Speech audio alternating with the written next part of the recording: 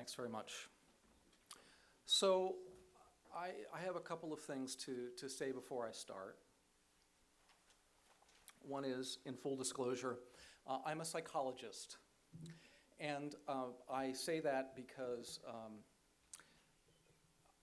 when people find that out, they don't typically want to have dinner with me. So I'm just in full disclosure here. Or they make sure that they sit next to me so that they can tell me about all of their problems.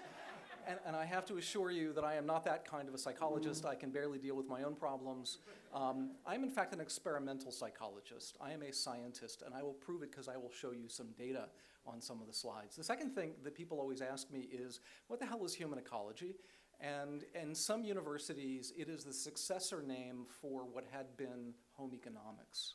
It is not that at Rutgers, the state university. In fact, at Rutgers, the state university, it is environmental social science. So I'm a psychologist, my colleagues are sociologists, anthropologists, geographers, political scientists, legal scholars, and so on, and we're all focused on the environment, and my shtick happens to be largely risk perception related to food issues. So this is where, this is my starting point. All right, so my task is to say things that I have learned over the last 30 years looking at new food technologies that will be interesting and useful and may start some conversations. The trick here was to figure out what not to say to you. So here we go. All right.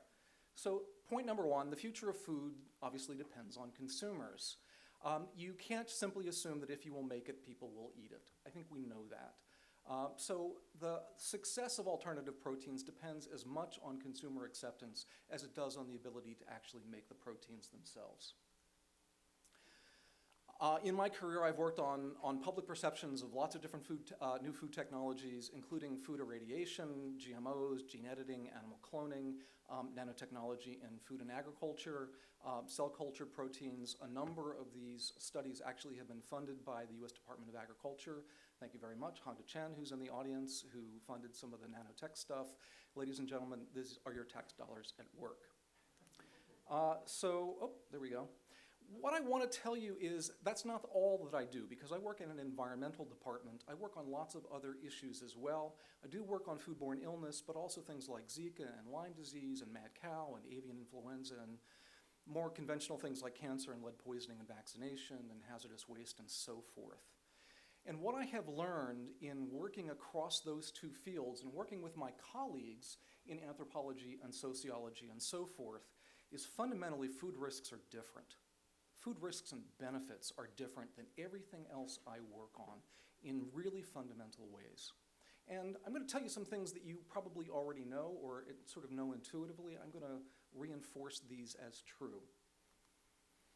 So those of you who have not read The Physiology of Taste ought to do it. It was published in 1826 by Briot-Savarin. And essentially he said in French, and I will not mangle the French language for you, tell me what you eat and I will tell you what you are, which is where we get the phrase, you are what you eat, okay? The thing about you are what you eat is that we both literally and figuratively internalize both the risks and the benefits we perceive related to food and drink. They become us. We reinforce this through advertising. You are what you eat, and today I was awesome. You're better on beef. This is an Australian marketing campaign. So, you know, we're emphasizing the benefits of this. We often do this with protein. One of the things that I did not list here, one of my grad students and I are working on protein health halo effects. Protein, as Julian said, can do no wrong. Most Americans don't actually need more protein in their diet. They are convinced that anything with the word protein on the package is a good thing, even if it contains more fat and sugar to mask the bad taste of the cheap protein that's been added to the breakfast cereal. So we reinforce this idea. We also go in the other direction. Because we internalize them, potential food hazards are often seen as objects of discuss, and Paul Rosen, if you've not met Paul at the University of Pennsylvania, is the expert on this idea of naturalness and, if I get closer, I get louder. He is the expert really on this idea of disgust, this idea of revulsion at the prospect of eating something that's offensive or contaminating. And he goes on to say, for many, consuming impure foods results both in an unclean body and an unclean spirit. So for some of these kinds of things, it's not just yuck, it goes beyond that. We also know that there are lots of differences in terms of what is culturally appropriate with respect to what is food and what is not. Those of you who have not had the glorious experience of being in a hotel room next to someone in a hotel room who has cut open a durian, there are reasons that there are signs that say durians are prohibited in the hotel. You see these in elevators and other places, particularly in Asia.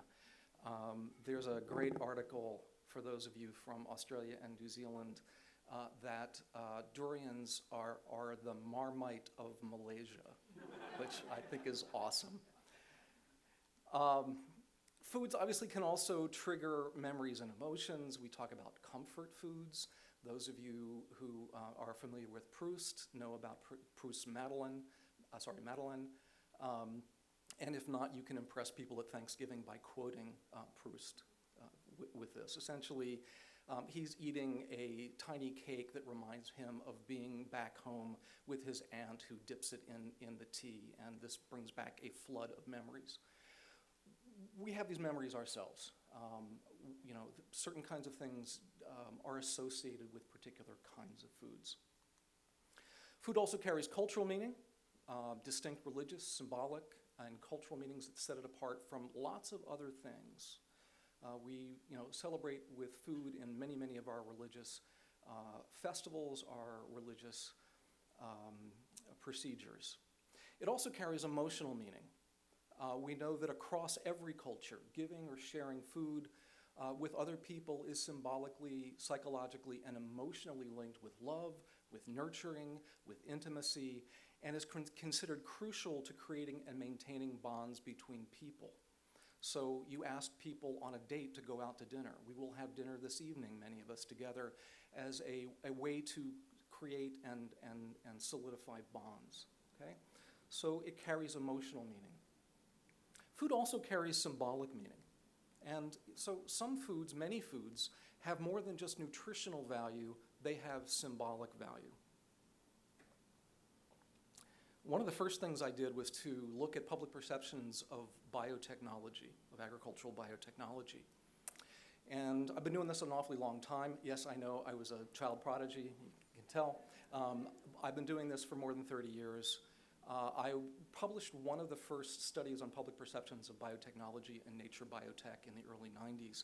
And I very well recall, as a much younger man, and half the man that I am today, being in Vienna in a Weinstube with some of the folks who were involved with RBST.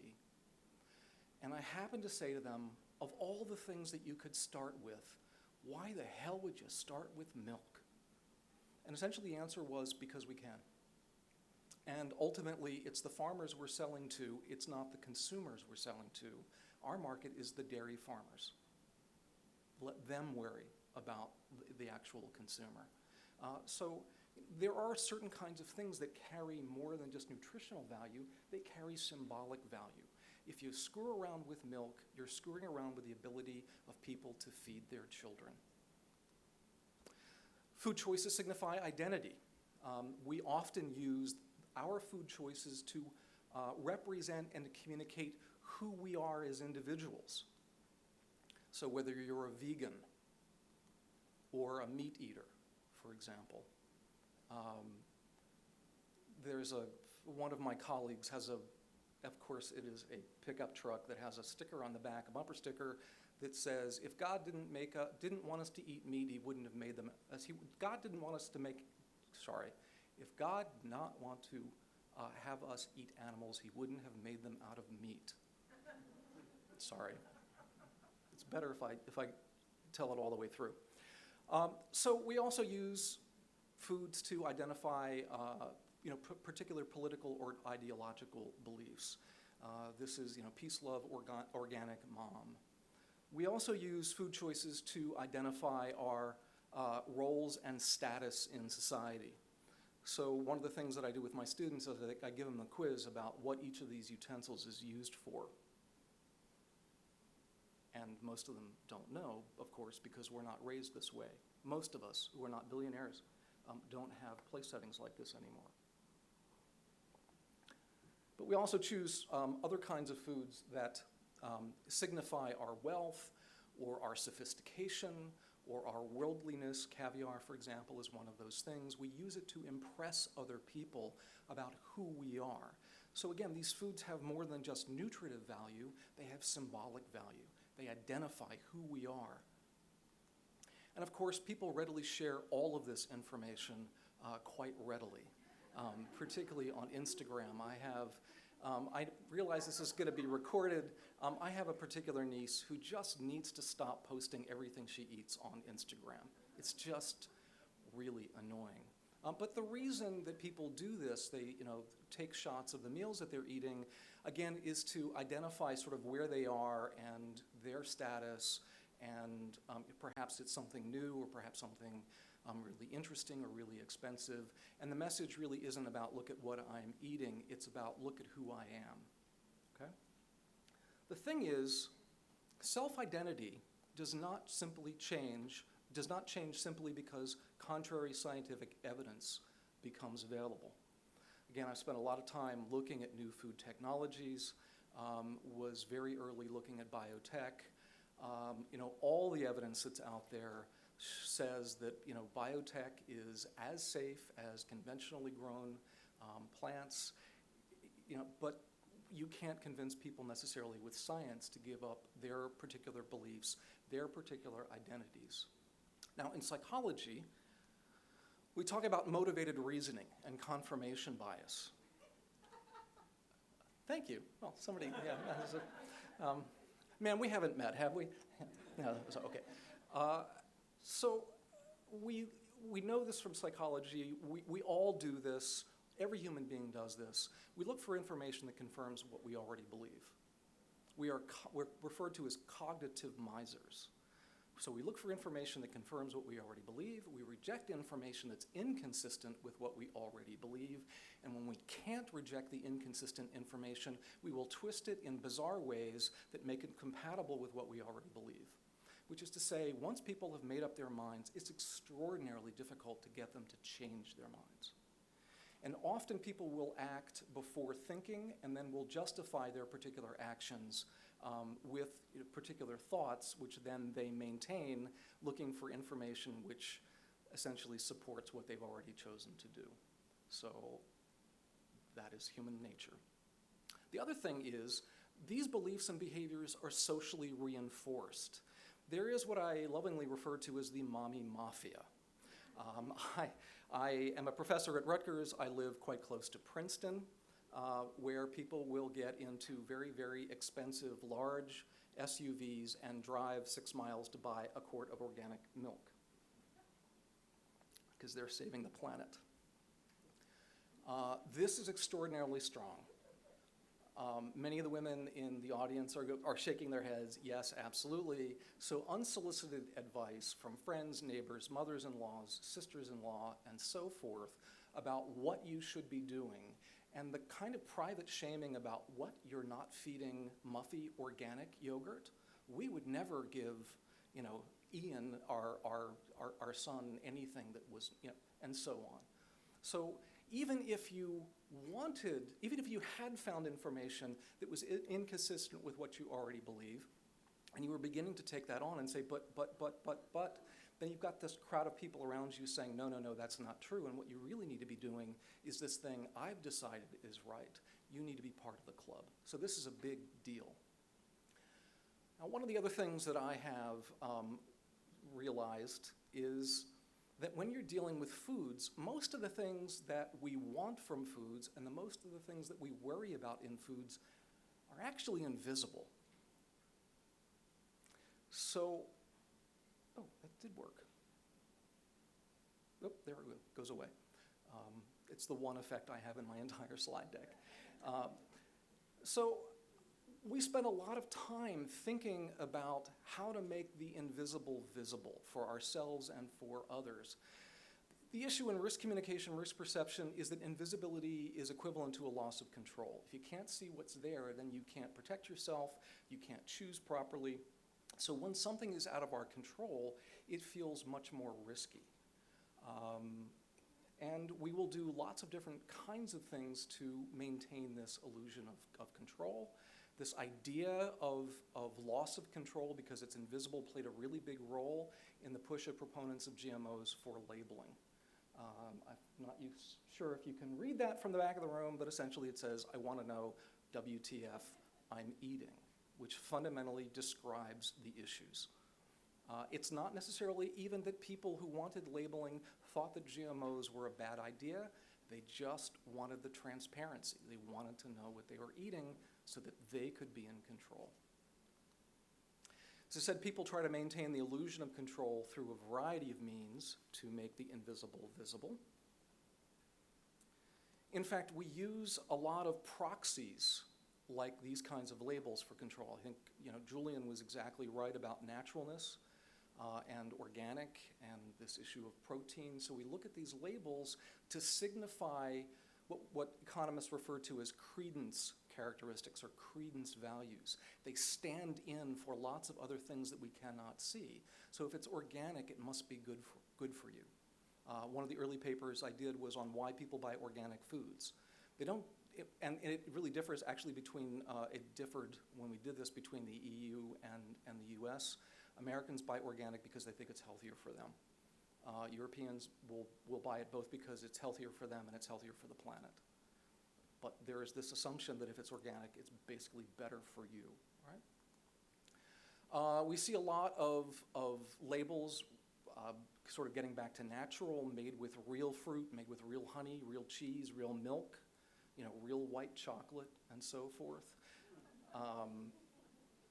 This is my favorite. Metaphysically, I don't know. I don't know how that works if it's not made with real. I mean, I know what they're trying to say, but if it's ingredient-less, it doesn't exist. One of the other things that we have learned, I've done a lot of work on labeling issues in the last 30 years. I've done work on qualified health claims. I've worked on protein labeling. I've worked on lots of other things regarding signaling these kinds of things to consumers. And one of the things that I have learned is that people learn about many food risks, in quotations, through implicit comparisons.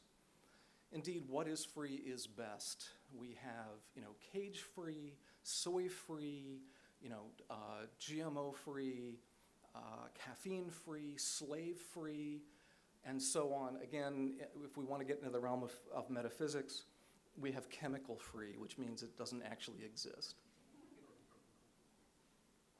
But by putting these kinds of things on labels, we're teaching people what they should avoid.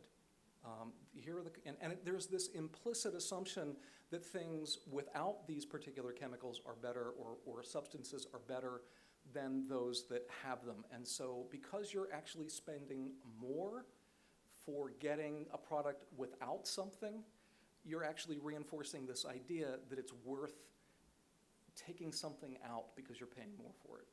So it reinforces this idea. We know that people are susceptible to the placebo effect.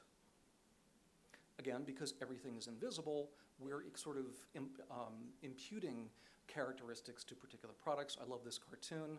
I hate kale. I'm not convinced that kale is particularly, wonderful. But people think that kale is going to save them from the great beyond, and it does not. Here's an example. Again, your tax dollars at work. We did a study using our food lab, our food sensory lab, and we tested two types of foods, cherry tomatoes, New Jersey staple, and chocolate ice cream, because I happen to like chocolate ice cream. Because everybody eats chocolate ice cream. And we essentially created an experiment where we had people test a control, and we said, okay, this other product we're putting together, we're developing this, and it had either a quality benefit as a result of the inclusion of a nanotechnology, or a freshness benefit, or a particular health benefit. We added probiotics using nanotechnology, or a food safety benefit. The packaging had antimicrobial properties. The key thing is that, of course, none of these products had any nanotechnology in it because the IRB process is so long for that. I couldn't, no, obviously there are there were not these kinds of things that we could put in. And the key thing is, so none of the foods were produced through nanotechnology. They were actually from the same containers as the controls. So there were no differences whatsoever. And then we asked people lots of different questions, including, would you be willing to buy this product? And what's really interesting is the people who said no said that the reason that they would not buy the product was not because it contained nanotechnology, but because it didn't taste as good as the other one. They were literally expressing their distaste for the technology through this sort of organoleptic process, right? Really interesting, a placebo effect. Nothing there except what we told them, an information effect. So we know that people are susceptible to the placebo effect. They're also susceptible to the nocebo effect. This is where a product does not have something. For example, no gluten, no problem. There are many, many people in the United States who believe that they have gluten sensitivities. It has created this market for gluten-free products, which is great for people who actually do have gluten sensitivities or have Crohn's disease. But most of those people who are buying these particular products are doing it because of the nocebo effect. They stop eating bread, they stop eating other products with gluten, and they feel better. And once they become, and they feel better whether they actually are better or not, and then they become proselytizers, annoying proselytizers about why the rest of us need to not eat gluten. So again, I'm being recorded here for my family.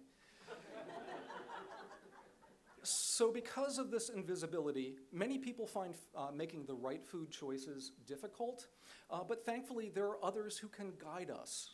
I'm being facetious here. Eat organic, whole foods are best, eat food, not too much, mostly plants.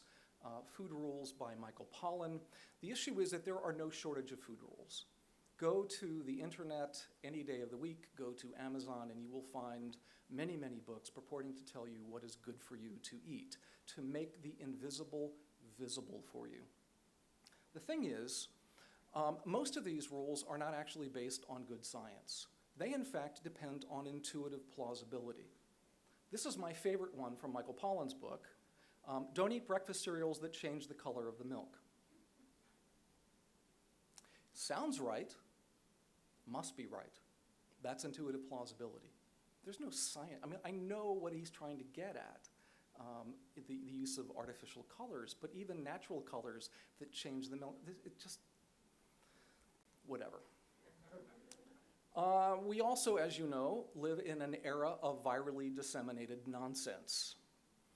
Again, one of my favorite cartoons, hear all evil, see all evil, post all evil. We talked about motivated reasoning just a few minutes ago. This is reinforced by social media. Yes, ma'am, I see you. I will finish in a minute or so. Motivated reasoning, part of the issue is that we are now part of a process where algorithms are delivering us targeted information based on our demographics, our previous searches, the things that we have liked, the things we have shopped for, and so we're getting a very narrow slice of information. Most of the social media is also filtered through our friends, and although many people believe that most folks on social media have lots and lots of followers, in fact, most of us only have a small number of friends, both in real life and in social media. And so we tend to affiliate with people who do think like us, and so this is sort of a feedback loop, kind of an echo chamber. The internet is an abundant resource. Here are the health dangers of plant-based food. I don't know who Dr. Kevin Stock is, but he talks about the toxin time continuum and so on. You can go on, I got that yesterday. And then there's this guy, Dr. Oz.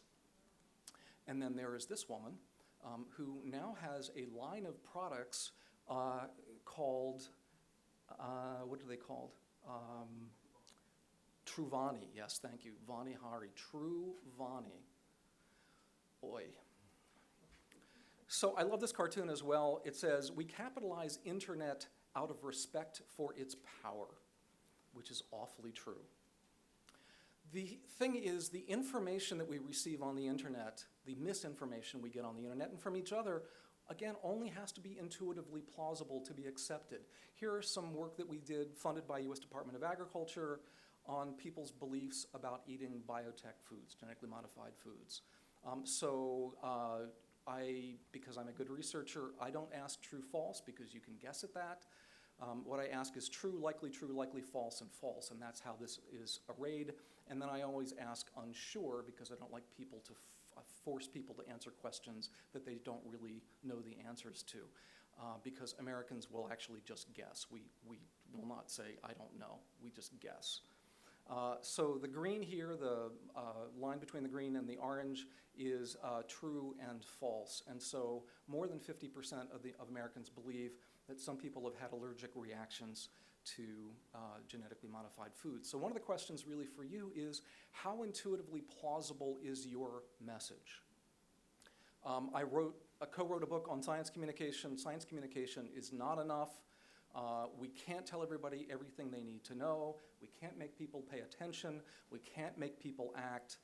Simply providing information is not motivation. We have to figure out how what we say fits with what people already know, and we have to figure out how to make the invisible visible. Our attitudes and cognitions are driven by both cognition and affect. You know this. Food advertising typically relies on affect. Here's the Impossible Whopper. They look the same. They're supposed to taste the same. At the same time, activist messages typically rely on affect as well, but the kinds of things we tell people about nutrition depends almost entirely on cognition, and we're losing half of our influence because we're simply providing information to people. We did a lot of work on GMOs. This is data from 2013. Our data then, and we update this every 5 years, about a quarter had never heard of GM foods. Half said that they had heard or read or know little about GM foods. 66% never had a conversation. 74% are convinced they've never eaten a GM ingredient. 95% have an opinion about GM foods. What are they based on?